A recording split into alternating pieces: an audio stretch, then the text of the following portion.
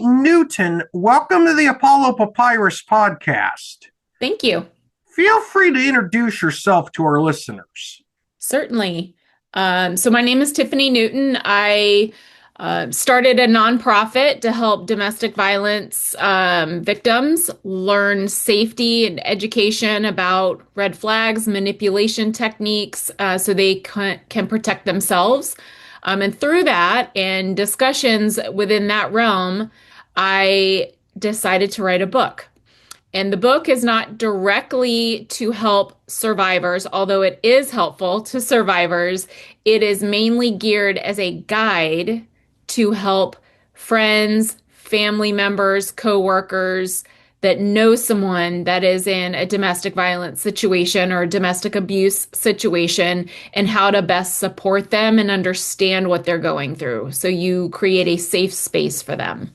You are in addition to your work in the anti-domestic violence field, you're also a life insurance broker, and you founded New Type Consulting, which is a consulting firm, as well as IgniteHer. And I think that was the entity you mentioned in your intro that you co-founded as part of your anti-domestic violence initiative. Is that correct? Correct. Yes. IgniteHer is my nonprofit, my 501(c)(3). Okay. What is your work with IgniteHer like? So the primary focus with IgniteHer is safe exit strategies. So that could be learning self-defense through workshops. That could be trauma-informed yoga. So kind of like that safe exit for your brain. Through mental health side of things, learning about financial support, financial like building up your own finances so you're never in a financial abusive situation again, because 99% of domestic violence cases are financial abuse cases. So really it's the safe exit strategies, the support and education. And the third main pillar that we have is connection to local resources. So I'm based here in Clearwater, Florida. So Tampa, Clearwater, St. Pete, Dunedin, Palm Harbor, like the neighboring counties and cities around here. I am in contact with different organizations that can provide legal assistance, shelter services, mental health services, all of that kind of stuff. Okay. My next question is actually going to be a follow-up question to your previous one. You noted that 99% of domestic violence involves financial abuse. And most people, when they think of domestic violence, they think of a spouse beating his or her other spouse, and it's usually the man beating the woman, but not always. Yeah. That was a shocking statistic to me. Now, is it 99% of domestic violence cases are just financial abuse, or 99% involve financial abuse? Okay. Involved. And the main reason why, I mean, think about the first question that most people ask domestic violence victims is, why did you stay? And a lot of times that can be the abuser is, they may not be physical with them, right? It could be the emotional, psychological, abuse, the coercive control, and the abused or the victim is just complying to stay alive, to stay in the situation, to stay safe. But financial abuse could be, getting put on an allowance where it's unreasonably low, controlling what you spend money on, how you spend money, not allowing you to have money, where and it could be that the woman is the main money earner in all of this too, where the man just demands in my situation, I'm speaking from my experience, is it was the man that was my abuser, right? Yes, it can be the other way around too. But I have spoke to many women who were the main money earners in the situation, and they were manipulated and gaslit to get their checks or their money in the control of their husbands or boyfriends. So the husbands or boyfriends were controlling all of that and creating the financial abuse, even though the female was the main money earner. And if she didn't do it, he could get her fired from her job. I mean, there's all kinds of threats and scenarios that can populate, and we could tell stories for days on all of that. But yeah, I mean, it could be the woman relying on the man for his money, or the woman is the main money earner and he has taken control over and using that over her head. You've written a nonfiction book, and this is the primary reason why I'm interviewing you. But you've Correct. written a nonfiction book titled "Behind the Smile: The Unseen Signs of Emotional Abuse." Correct. Without spoiling too much about your nonfiction book, what is it about? It is a guide to help those that know someone in a domestic violence situation to understand what that person is going through and how to be there for them and support them in a safe way. When you're in an abusive situation, the abuser is typically isolating you from friends, family, anyone that is a support system for you. They are typically isolating you from them. And a lot of times family members or coworkers or friends don't understand what's going on. So this is an ideal walkthrough of, the different things to look out for, spotting the red flags, having those conversations with the victim where you don't become a threat in the eyes of the abuser. So that way you don't get isolated from your friend or family member. Providing support and how to do it without judgment. Just really creating a safe environment to have those conversations and knowing that when they do decide to get out of their situation, that you're still a safe space for them.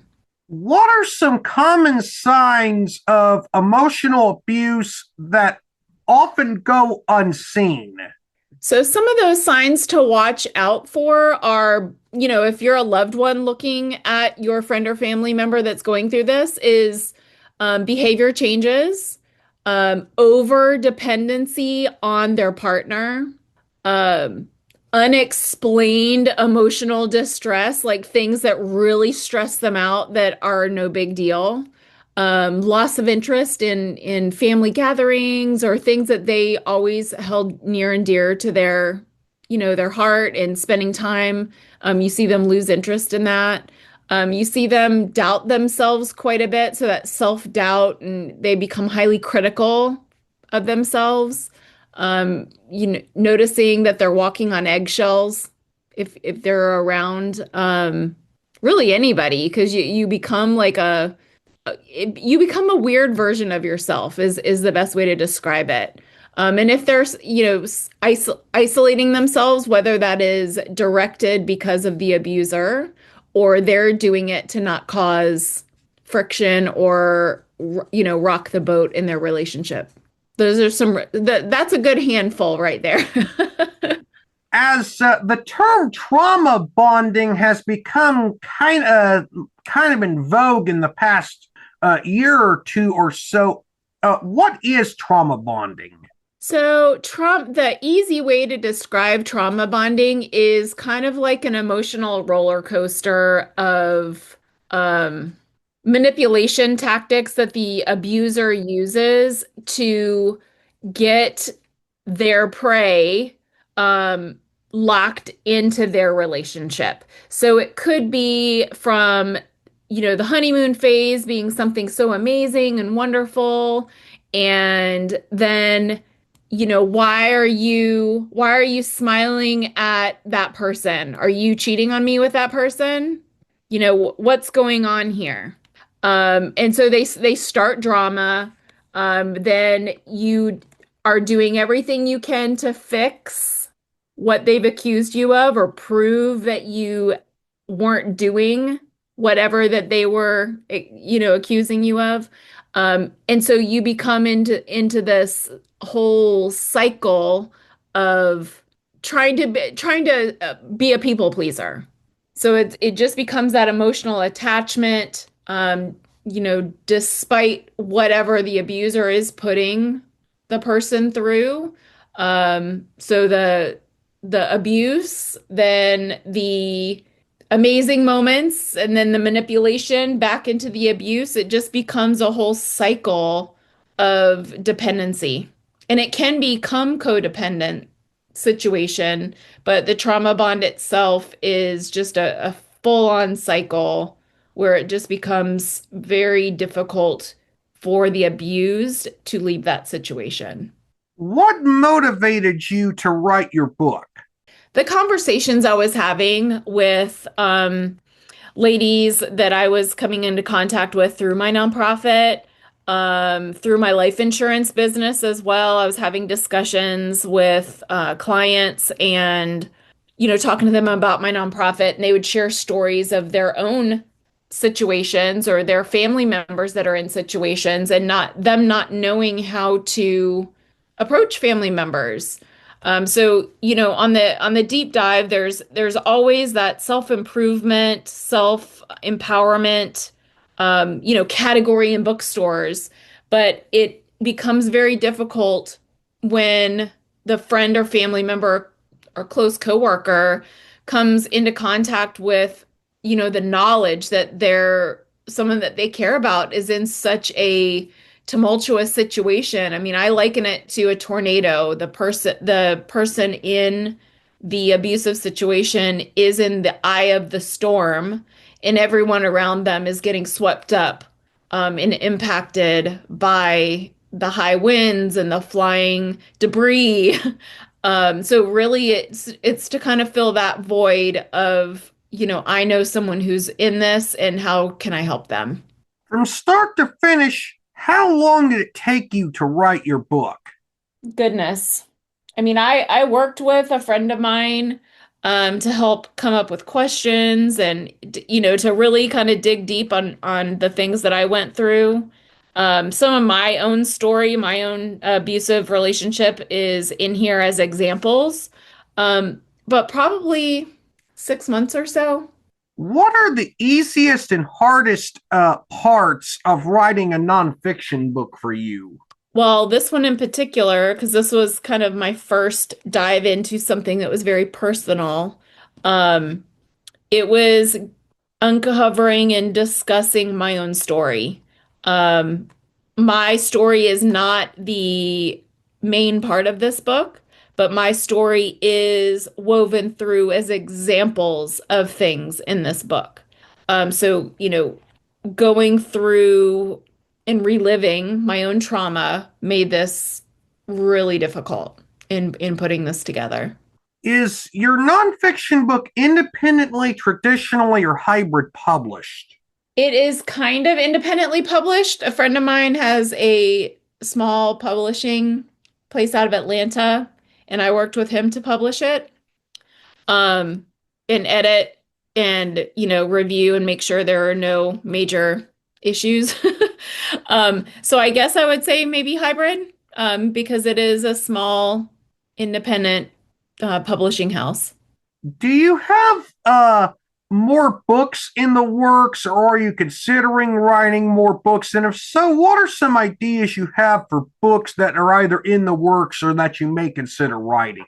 I have considered maybe some supporting books for this, or even like just, ideas off the top of my head, like maybe not a full-on book, but maybe like a supporting journal, that could be ancillary to this and build off of this and create workshops for this. As far as another type of book, I haven't really gone down that rabbit hole just yet. But possibly some ancillary items that could go along with this and further my mission with helping women. One final question to close out this interview. You either received or are currently pursuing certification through a jiu-jitsu based program to teach self-defense. I don't know if you've completed the certification or not. I have done my test. We are reviewing it So the certification that I'm going through is with Gracie Jiu-Jitsu Largo. They are a certified training center for Gracie University. And in order to become an instructor, you have a very rigorous setup. So not only do you have to score a specific number on the actual test, it's a physical test, so you're doing the moves. You have to score 95 or above. You also have to videotape it and send it into Gracie University to have them grade it. And then you have to do a series of videotaping. So once you get approved and, get your pink belt and the ability to go through and become an instructor, you have a series of videos that you have to do, memorize videos by teaching classes, and then you have to fly out to California in person to teach a class and then get your final stamp of approval to become a certified instructor. So I'm working through that. I have videotaped. We are reviewing to see if it's good enough to send it to California. So we're working on that now. So we're in the home stretch of all of that. You've already kind of detailed this, but what is it like to train for that program? Well, this specific program is called the Women's Empowered Program, and it is based on the top 20 assaults on women. And these are all like documented reports from police cases. So it's a series of 15 classes with all different types of moves kind of combined into, chunked out in specific ways. And it's not a sparring setup, but it is specific moves because the Women Empowered program, it isn't about fighting to the death, right? It's not MMA style. It is if you are in a situation, how do you get out safely? So it protects you, the female, and you may get hurt, but how do you get out safely? How do you get out alive?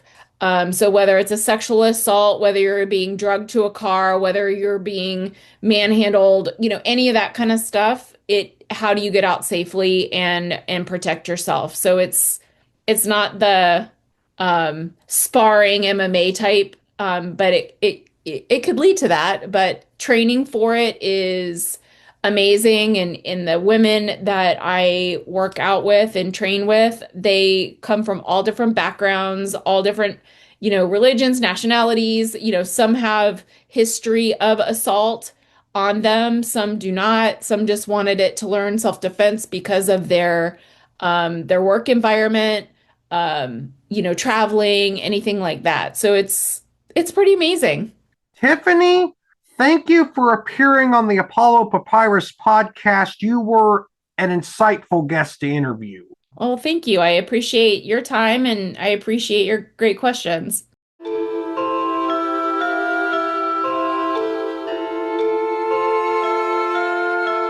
This podcast episode is intended for the private listening of our audience. Any reuse or retransmission of this podcast episode without the express written consent of the podcast host is prohibited except under fair use guidelines. Royalty-free music and sound effects obtained from https://www.zapsplat.com.